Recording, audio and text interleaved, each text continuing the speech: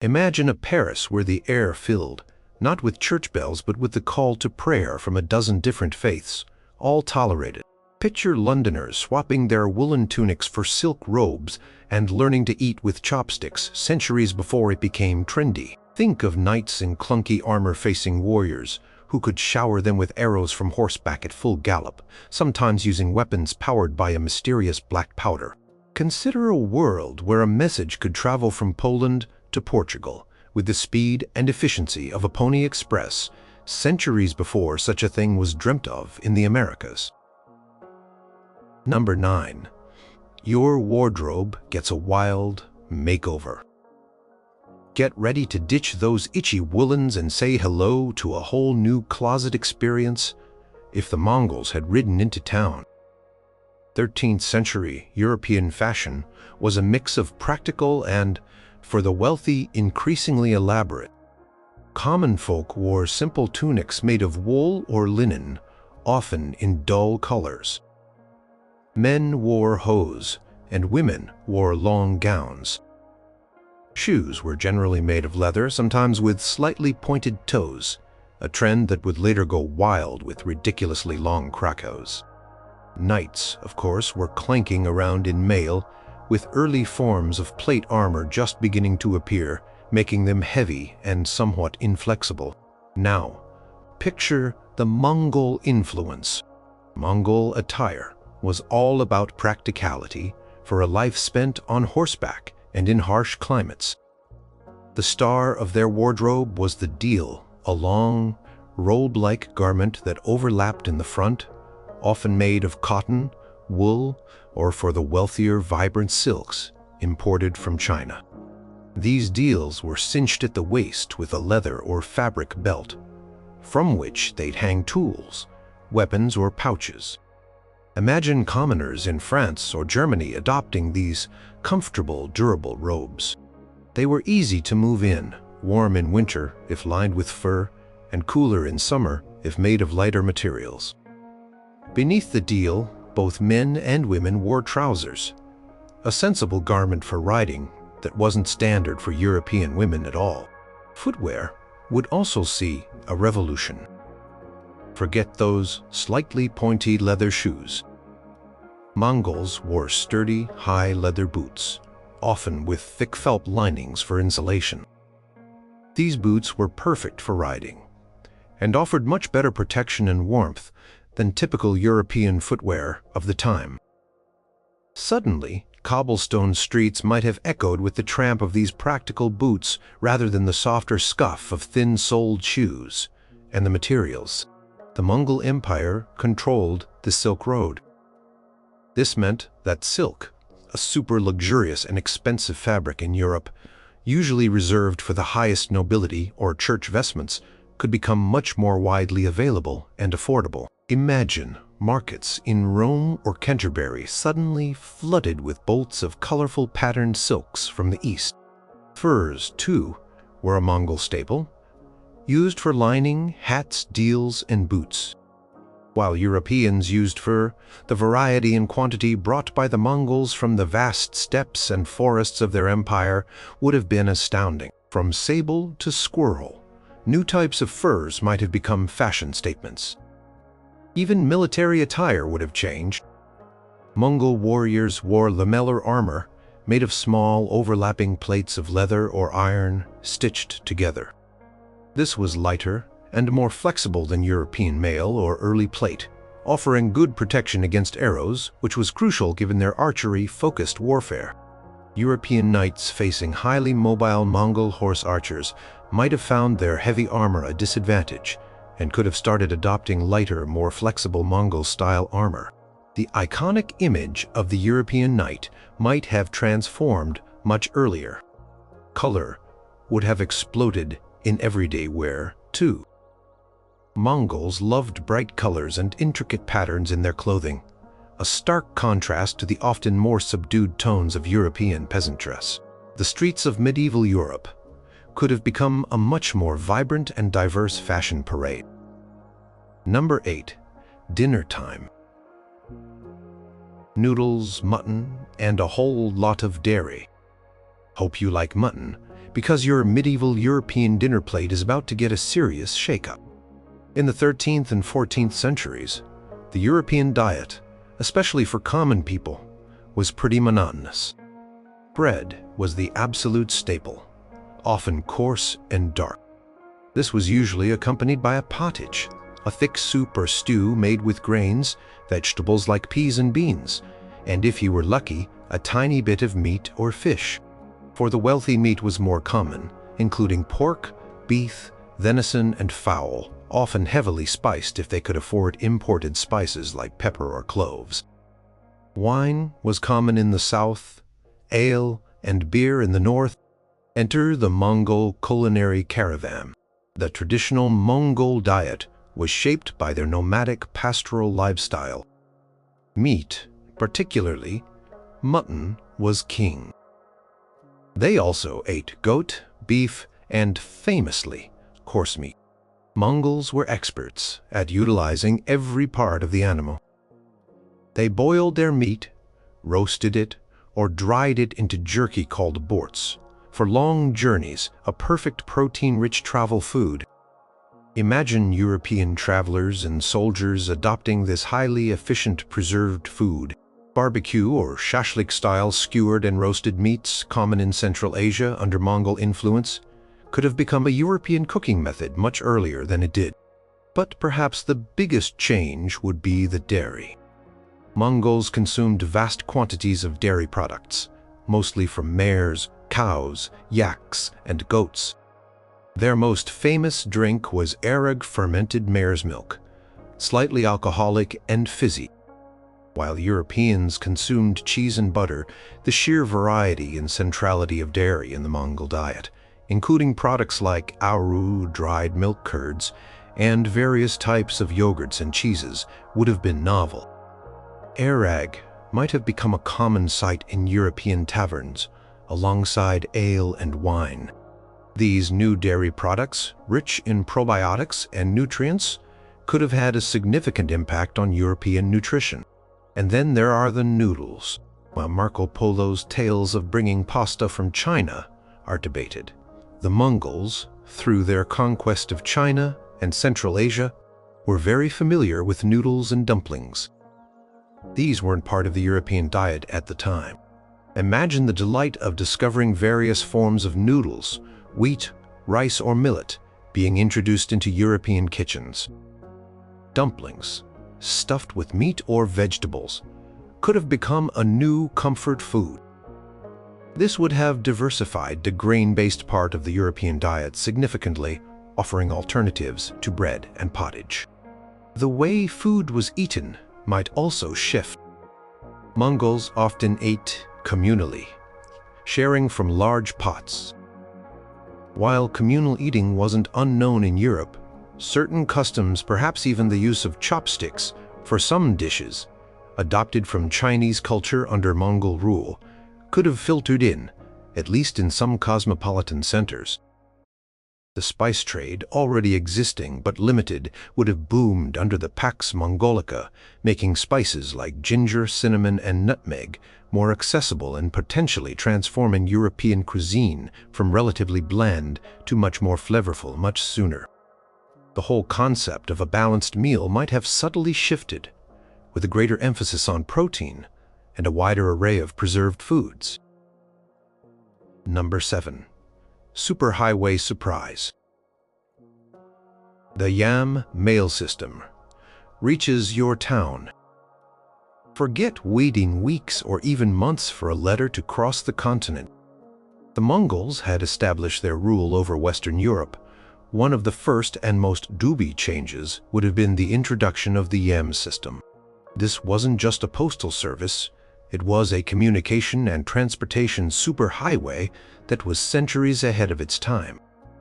In 13th century Europe, communication was painfully slow. Kings and merchants relied on messengers traveling on horseback or by ship. Roads were often poor and dangerous, and there was no unified system. A message from Rome to Paris could take several weeks, and to more distant locations, even longer. The Mongol Yam was a marvel of organization and efficiency. Established by Genghis Khan and expanded by his successors, it consisted of a vast network of relay stations strategically placed roughly every 25 to 30 miles along major routes. Each station was staffed and equipped with fresh horses, food, and lodging for official messengers. These messengers carried a paisa, a tablet of wood, silver, or gold, inscribed with a seal of authority, granting them the right to fresh mounts, provisions, and assistance. With this system, messengers could travel day and night, covering astonishing distances at incredible speed. Some records suggest that urgent messages could travel up to 200 miles a day. Imagine this system superimposed onto the map of Western Europe. A decree issued in a Mongol capital, perhaps even Karakorum or later Sarai, could reach newly conquered territories in France, Germany, or Spain in a fraction of the time it previously took for local rulers to communicate with each other. This would have allowed for unprecedented centralized control. Governors appointed by the Khan could receive orders and send back reports with remarkable speed, enabling a level of administrative cohesion that feudal Europe with its fragmented power structures could only dream of. The yam wasn't just for official government business. Merchants with the right permissions could also use the system, paying for its services. This would have been a massive boon for trade. Imagine Italian merchants being able to send orders or receive news about market conditions in distant lands with such speed. Could have accelerated commercial transactions, reduced uncertainty, and fostered greater economic integration across vast distances.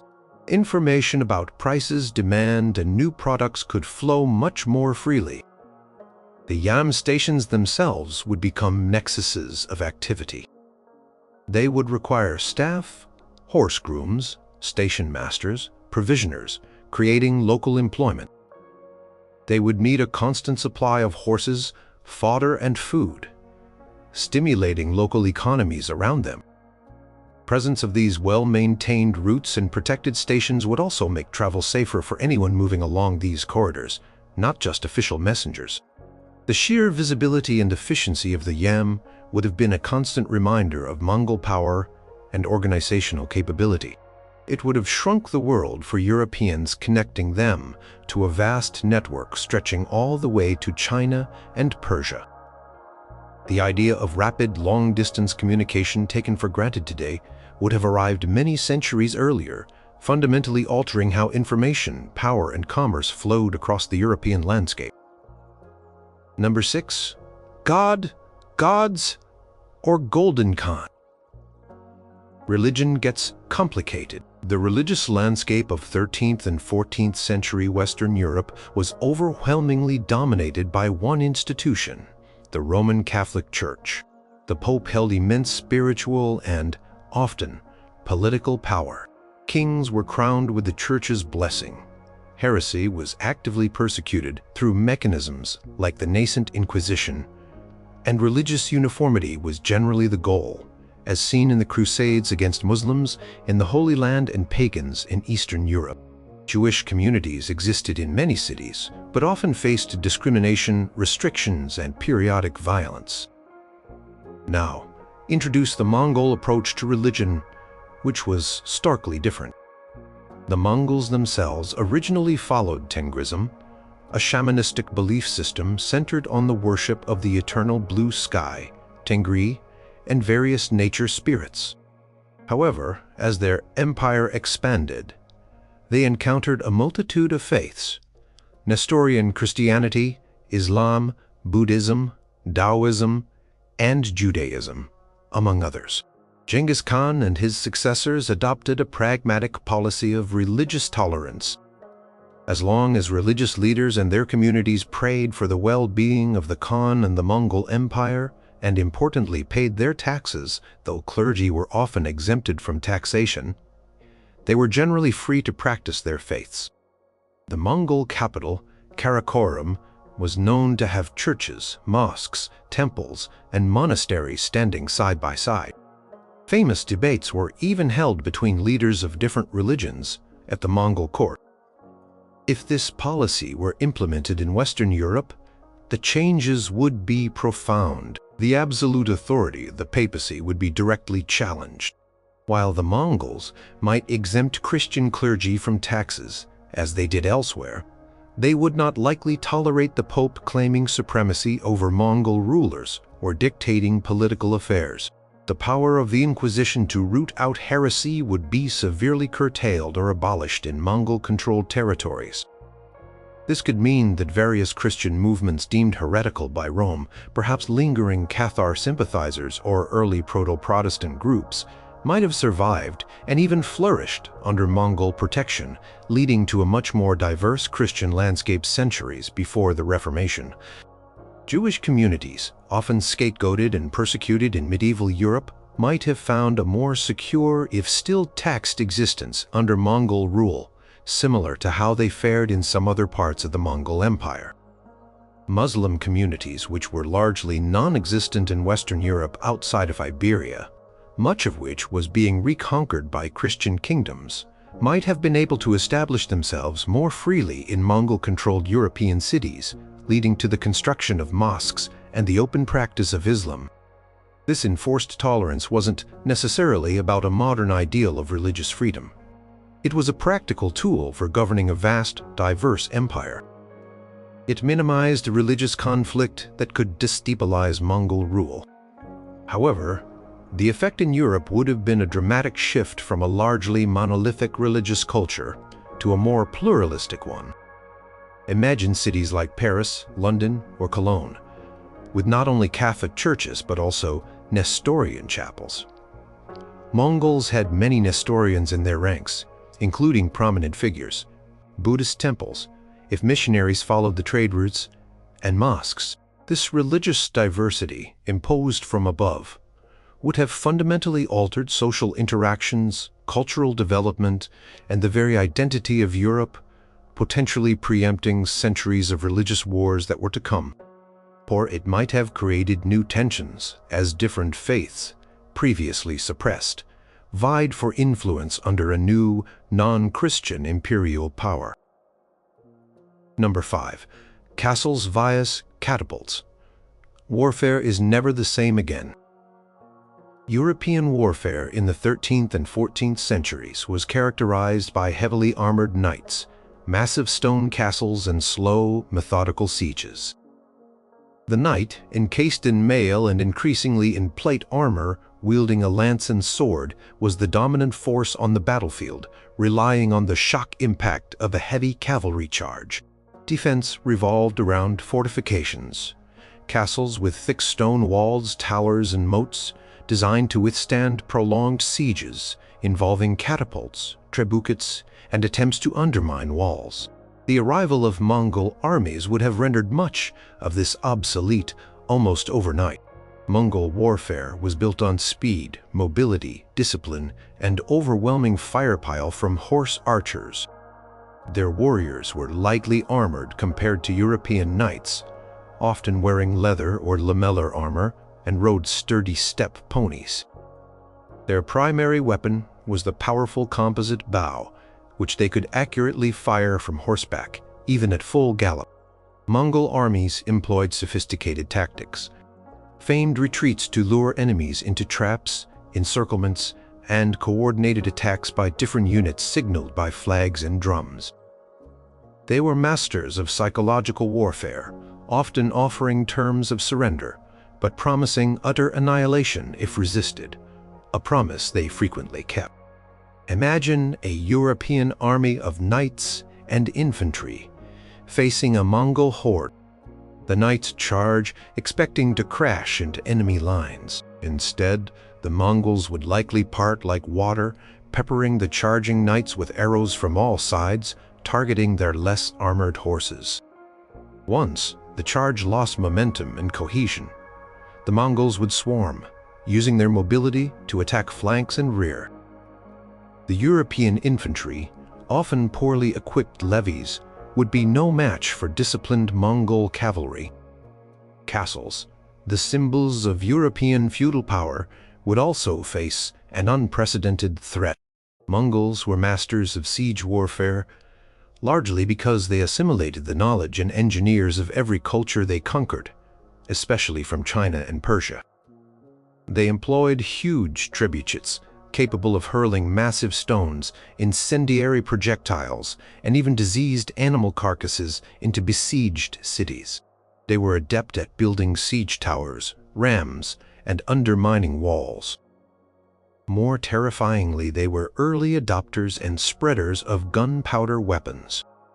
While still primitive Mongol armies used gunpowder-fueled rockets, explosive bombs, and perhaps even early forms of cannons or hand cannons, European castles designed to withstand stone projectiles would be vulnerable to these new explosive devices and the relentless skilled Mongol siege techniques.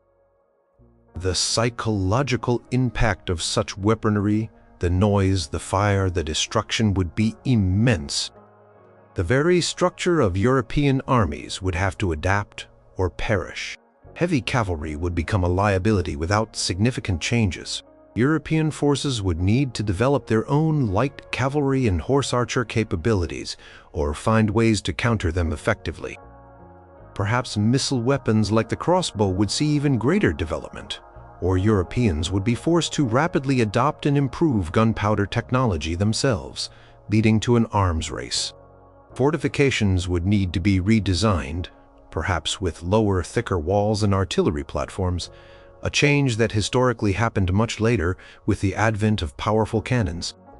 The entire feudal system, which relied on knights providing military service in exchange for land, could be destabilized if knights were no longer the decisive military unit.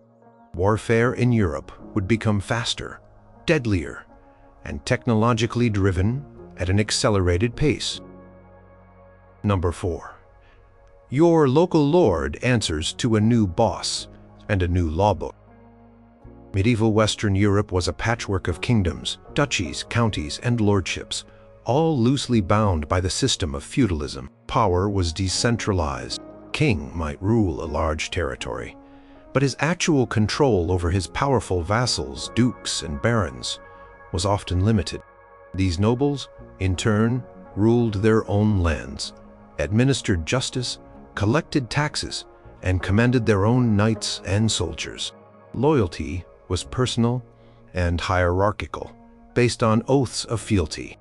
Laws varied significantly from one region to another, often based on local customs and traditions. The Mongol system of governance was vastly different, geared towards administering a huge Mongol empire with a strong centralized authority. At the heart of this was the Yasa, or Yaska, the great law code believed to have been established by Genghis Khan.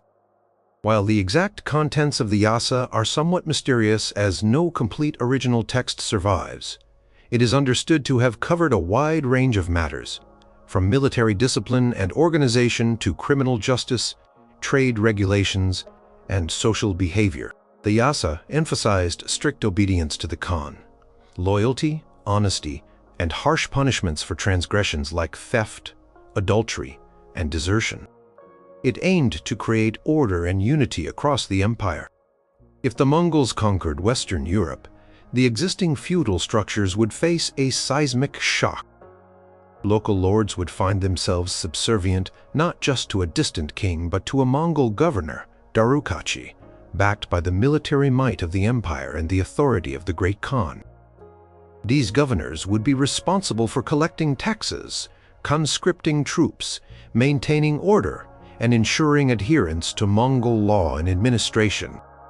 Complex web of feudal loyalties and obligations would likely be overridden or dismantled in favor of a more direct chain of command leading up to the imperial center. The Yasa, or Mongol administrative law derived from it, would be imposed. This could mean standardized laws and punishments across regions that previously had diverse legal traditions. For instance, the Yasa reportedly prescribed the death penalty for a wide array of offenses.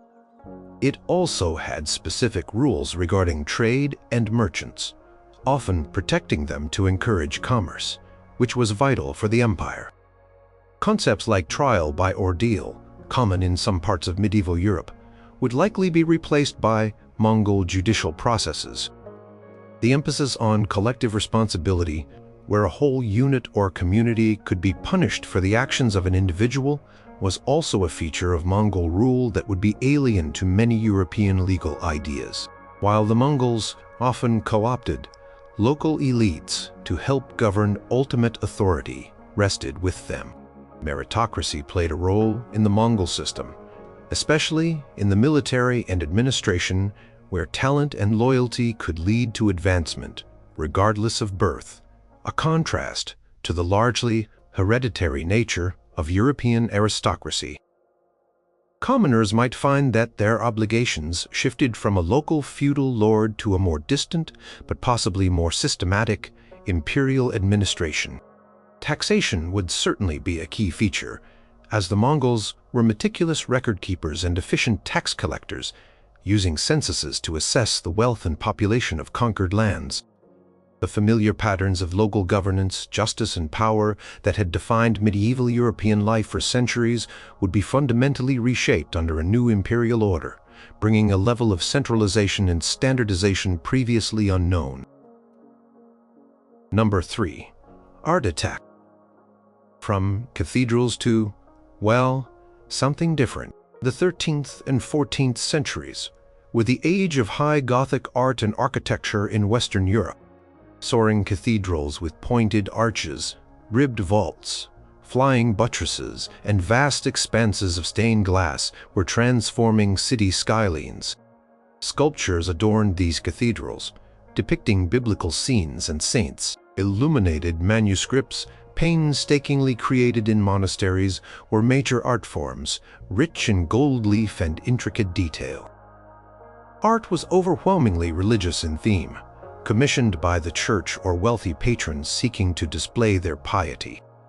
The Mongols, as nomadic people, did not have a tradition of monumental architecture like cathedrals or palaces of stone.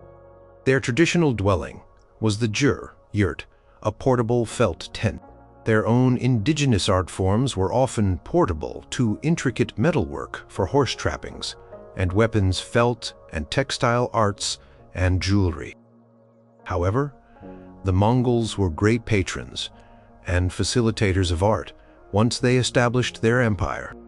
They appreciated craftsmanship and often spared artisans during conquests, relocating them to work in different parts of the empire or at the imperial capital. This led to a fascinating cross-pollination of artistic styles. For example, under the Ilkhanate in Persia, Chinese artistic motifs like dragons and phoenixes began to appear in Persian miniature painting, creating a unique new style. The Mongols also commissioned grand construction projects in their capitals, like Karakoram and later Kambalik, Beijing, employing craftsmen from all over Asia. A Mongol conquest of Western Europe would have had a dramatic, though perhaps initially destructive, impact on its artistic trajectory. Many existing churches, monasteries, and castles might have been damaged or destroyed during the invasion itself. The resources and social stability that fueled the continued construction of Gothic cathedrals could have vanished. Church patronage, the main engine of artistic production, would likely diminish significantly if the church's power and wealth were curtailed under Mongol rule.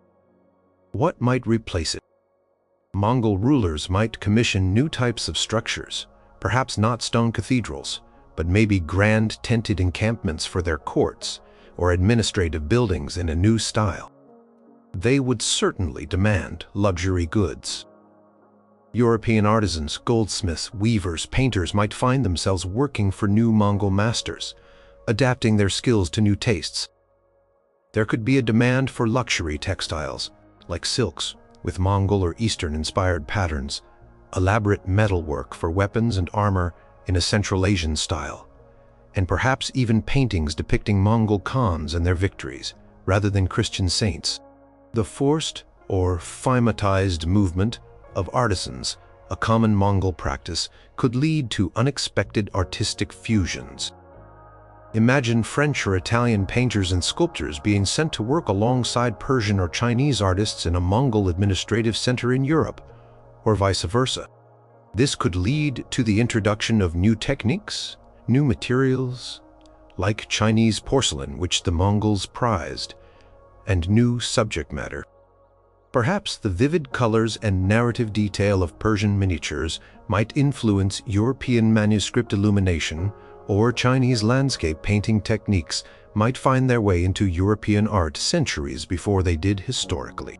Calligraphy, highly valued in Islamic and East Asian cultures patronized by the Mongols, might gain new prominence. The focus of art could shift from the purely religious to more secular themes: courtly life, nature, portraiture of rulers, while the soaring Gothic style might be frozen in time or take a completely different direction. New hybrid art forms reflecting the vast reach of the Mongol Empire could emerge from the cultural crucible. Number 2. Your Abshis get a bit more exotic. Language in 13th and 14th century Western Europe was a diverse tapestry. Latin was the dominant language of the church scholarship, and international diplomacy, a unifying force for the educated elite. However, a multitude of vernacular languages, early forms of French, English, German, Italian, Spanish, and others, were the everyday speech of the people and were increasingly being used in literature and administration. Literacy was low overall, concentrated among clergy and nobility. The arrival of the Mongol Empire would introduce a whole new linguistic layer. The Mongol language itself, an Altaic tongue, would become the language of the ruling elite and the military. For administration across their vast empire, the Mongols often adopted existing literate languages. In Persia, for example, Persian became a key administrative language. In China, it was Chinese. They also developed their own script for Mongolian, based on the Uyghur script.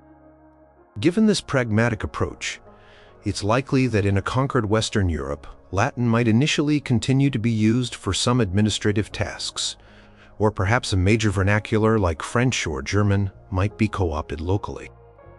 However, official decrees from the central Mongol authority would likely be in Mongolian, or perhaps a widely understood lingua franca of the empire like Turkic, which was spoken by many groups within the Mongol armies and empire, or Persian. This would necessitate a new class of translators and scribes, fluent in both local European languages and the chosen Mongol administrative language, SOS. European scholars and officials wishing to curry favor or gain positions within the new administration would need to learn these new tongues. Imagine university students in Paris or Oxford suddenly needing to study Mongolian or Persian alongside Latin and Greek. The everyday language of the streets would also likely be affected. Mongol soldiers and administrators settling in European towns and cities would bring their languages with them. This would inevitably lead to linguistic exchange. European vernaculars would start to absorb loanwords from Mongolian and Turkic languages, words for new foods, clothing items, military concepts, administrative terms, or aspects of steppe life. For example, words like horde from Ordu camp army, can, or terms related to horses and nomadic living might become commonplace.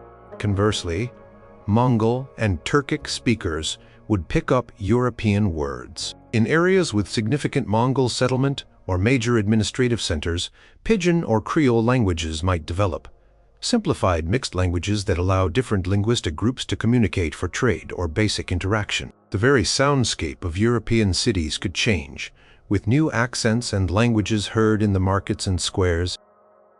The dominance of Latin as the sole high-status international language would be challenged, while it might persist in religious contexts, if the church was allowed to function.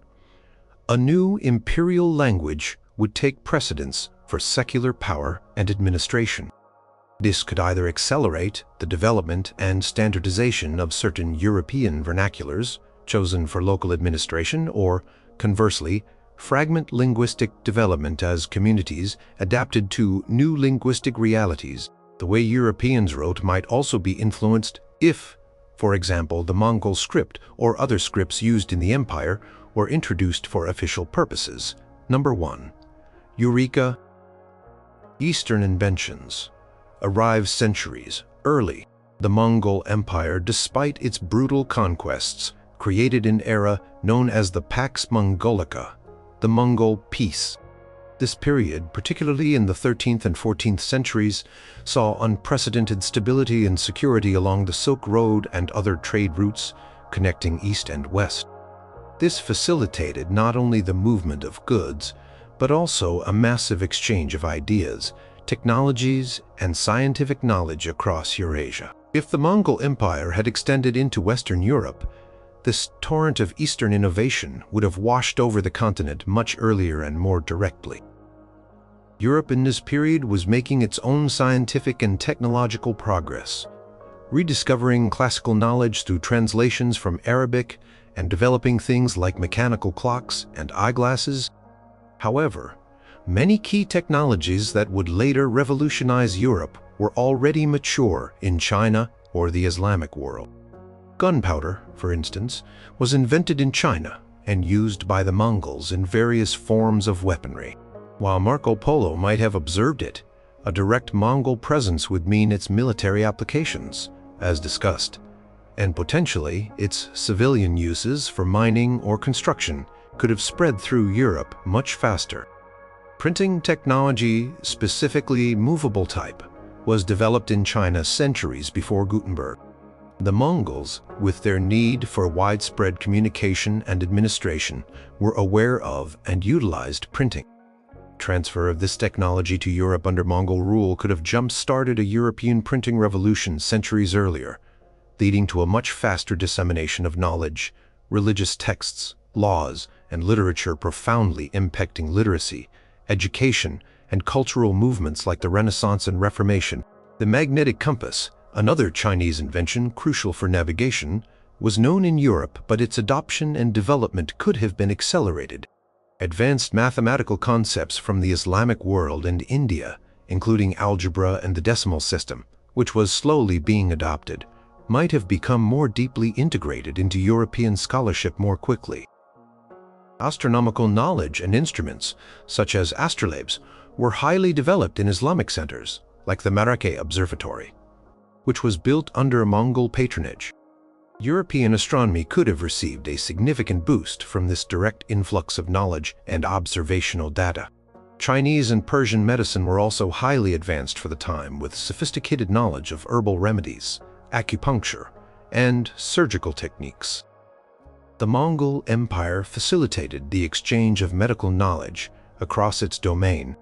European medical practices, then heavily reliant on Galantic theories and practices like bloodletting, could have been enriched by these Eastern traditions, potentially leading to improved public health and medical treatments much sooner. Metallurgy and engineering knowledge, such as techniques for building blast furnaces, known in China, could have spurred industrial developments. Agricultural innovations, new crops or farming techniques from the East might also have been introduced, impacting food production. The Mongols themselves were skilled at organizing large-scale projects and logistics, knowledge that could have been applied to European infrastructure. In essence, the Dark Ages or Middle Ages misnomer would become even more inaccurate as Europe found itself directly plugged into a vibrant network of scientific and technological exchange, potentially accelerating its path towards modernity by centuries.